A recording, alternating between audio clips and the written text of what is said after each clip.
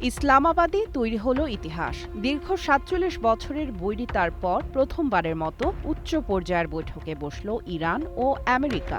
৬ সপ্তাহ ধরে চলা রক্তক্ষয়ী যুদ্ধের অবসানে এই প্রথম সরাসরি আলোচনা করতে মুখোমুখি হল তেহরান ও ওয়াশিংটনের কর্মকর্তারা।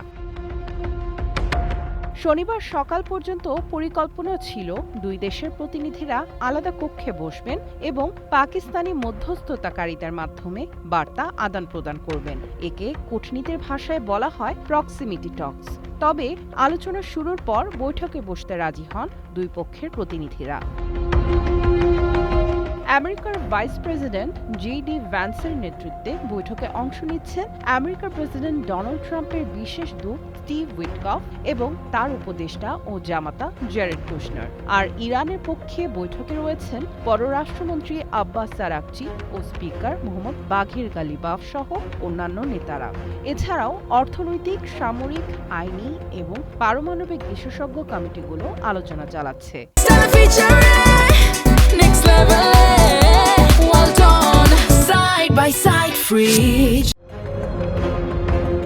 দুই দেশের সরাসরি আলোচনায় বসতে রাজি হওয়ার বিষয়টি ইতিবাচক অগ্রগতির ইঙ্গিত দিচ্ছে বলে মনে করছেন বিশ্লেষকরা।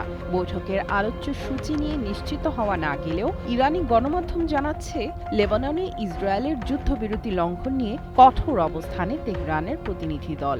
আল জাজিরা জানাচ্ছে লেবাননের যুদ্ধবিরতি নিয়ে মৌলিক কিছু শর্তে অগ্রগতির আভাস পাওয়া গেছে, যদিও এখনও কিছুই চূড়ান্ত হয়নি। তবে দক্ষিণ লেবাননে হামলা সীমাবদ্ধ রাখার ব্যাপারে একটি প্রাথমিক সমঝোতার কথা জানাচ্ছে গণমাধ্যমটি। ইরানের জব্দ অর্থ ছাড়ার বিষয়েও কিছুটা ইতিবাচক অগ্রগতির খবর পাওয়ার কথা জানাচ্ছে আল জাজিরা। সামিয়া জান্নাহ, ওয়ান ইন্টারন্যাশনাল ডেস্ক।